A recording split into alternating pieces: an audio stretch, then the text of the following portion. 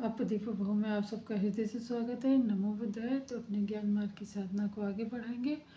और आप लोगों ने कल का वीडियो सुना होगा, अगर सुना होगा और ध्यानपूर्वक सुना होगा तो ज़रूर कुछ ना कुछ अनुभूति हुई होगी।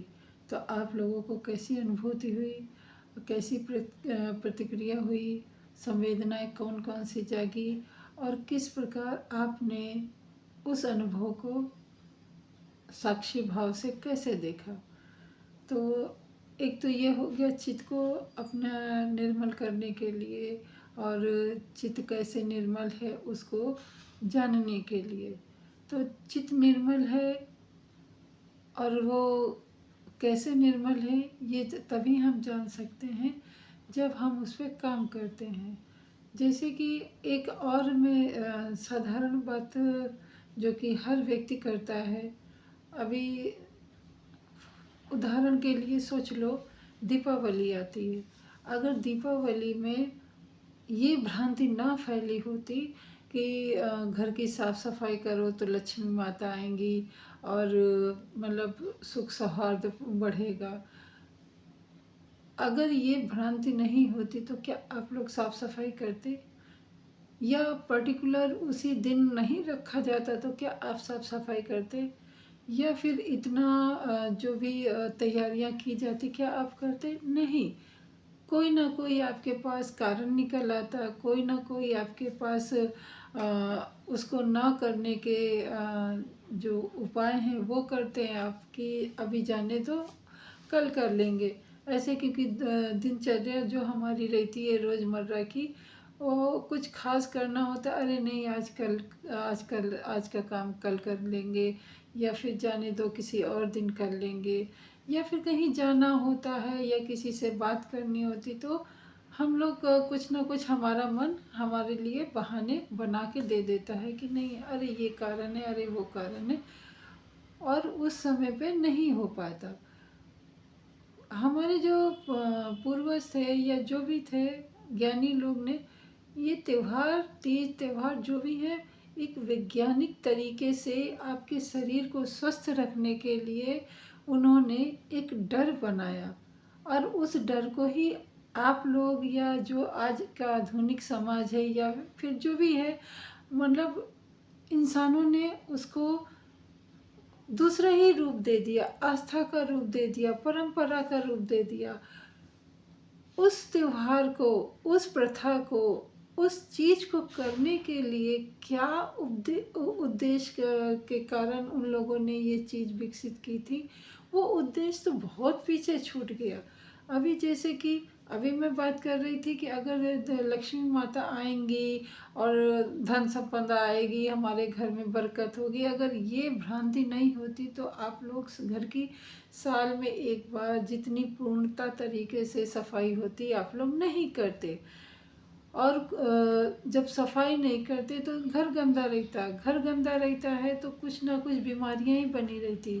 तो एक कारण बनाया गया था कि जो मानव समाज है, जो साधारण जनसाधारण मानव है, उसको एक भय दिखाया गया था कि अगर आप साफ सफाई, जैसे कि हम लोग बच्चों को भय नहीं दिखाते कि अरे ये काम कर लो नहीं तो वो आएगा पकड़ लेगा, बाबा आएगा या फिर मम्मी डांटेगी, तो ये काम कर लो, नहीं तो टीचर स्कूल में डांटेगी, होमवर्क कर लो।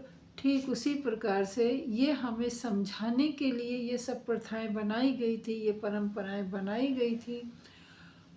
और जैसे कि बच्चे लोग फटाक से डर के कारण काम कर लेते, वैसे ही आप लोग भी लालच के कारण, मैं यहाँ पे यही शब्द का प्रयोग करूँगी कि लालच के कारण आप लोग साल में एक बार साफ सफाई करते हैं, कोने कोने से गंदगी निकालते हैं, खूब हर एक चीज़ एकदम साफ सुथरी, यहाँ तक कि बक्से में रखी हुई चीज़ें भी आप साफ करते हैं, धूप दिखाते हैं। मतलब घर की ऐसी कोई वस्तु नहीं रहती है जो आपको साफ करने का मन ना करता है। तो ठीक उसी प्रकार से हम, जबकि साफ सफाई करने के बाद जो बेचारे फुटपाथ पे रहते हैं, टेंट लगा के रहते हैं, चीथड़ों का घर बना के रहते हैं, वो भी साफ सफाई करते हैं कि हमारे घर में लक्ष्मी माता आएगी। तो ना तो लक्ष्मी माता जाती हैं कहीं, ना ही गणेश भगवान जाते कहीं, और ना ही राम जी आते हैं। कोई नहीं आता है।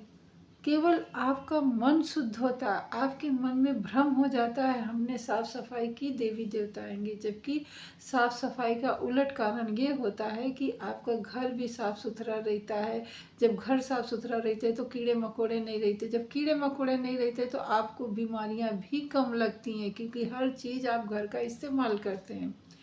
और लोग जब मतलब प्रशंसा करते हैं कि भाई आपका घर बड़ा रौनक है, आपने ये किया, आपने वो किया, तो आपके मन में कितना हर्षोल्लास होता है कि अरे वाह, हमें जैसे बच्चों को सर्टिफिकेट दे दो या एक लॉलीटॉप दे दो तो कैसे खुश हो जाते। ठीक उसी प्रकार आप कभी अनुभव तो करके देखिए। कभी आप जीवन में जो आप जी रहे हैं वो छोटी छोटी बातों को अनुभव तो करिए, परंतु नहीं, आप बड़ी बड़ी बातों के पीछे भागते हैं। छोटी छोटी जीवन की जो दिनचर्या में हमारी बातें हैं हमें जानने के लिए, वो आप बिल्कुल विसार देते हो।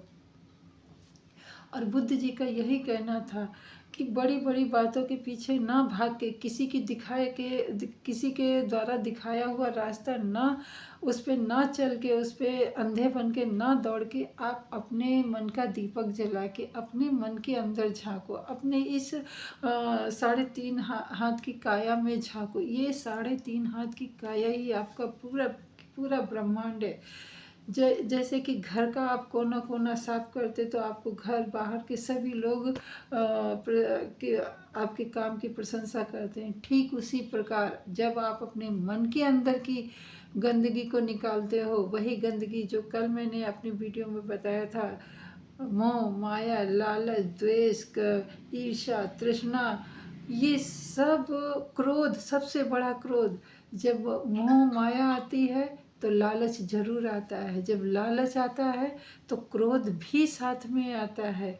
तो इस तरीके से सब एक दूसरे के पीछे लगे आते हैं। जब आप मन से अपनी इन सब बातों को निकाल देते हैं तो आपका मन खुश होता है, आपका मन शांत होता है, और शांत मन में अच्छे विचार आते हैं, करुणा आती है, दया आती है, प्रेम आता है, सहनशीलता आती है। तो यही जो आती है वो लक्ष्मी है, वही गणेश है, वही आपकी बरकत है। और जब आपका इन बरकतों से आपका मन प्रसन्न होता है, मजबूत होता है, तब आपकी उन्नति होती है आध्यात्मिक मार्ग में। तो यही आपका धन दौलत है। परंतु पता नहीं कौन से धन दौलत की लालसा को लेके लोग बिल्कुल सपनों की दुनिया में जी रहे। बुद्ध का यही कहना था, जो क्षण है वो यही क्षण है, और इसी क्षण में आप जिए। और ये जो हम बोल रहे हैं, आप सुन रहे हैं, और ये सब जो आप दैनिक क्रिया कर रहे, यही ईश्वर है। ईश्वर ना कहीं बाहर है और नहीं कहीं दूसरी जगह ढूंढने से मिलेगा। ये बात बहुत ही गूढ़ बात है। और जो वर्तमान का सामाजिक वो समझ है, ईश्वर है या नहीं है, बुद्ध ने कभी नहीं कहा था कि है या नहीं, क्योंकि वो इन विवादों में नहीं पढ़ना चाहते थे। मैं भी नहीं पढ़ना चाहती हूँ, क्योंकि मैं बुद्ध के मार्ग को हूँ, क्योंकि मैं बुद्ध को समझने शायद लगी हूँ, उनकी वो बातों को समझने लगी हूँ। इसीलिए इसी शरीर में मैं अपने ईश्वर को ढूंढती हूँ, और आशा करती हूँ आप लोग भी ढूंढेंगे। तो मिलते हैं अगली वीडियो में, तब तक के लिए नमो बुद्धाय। मंगल हो आपका भी, हमारा भी, और सृष्टि के समस्त प्राणीजन का। नमो बुद्धाय।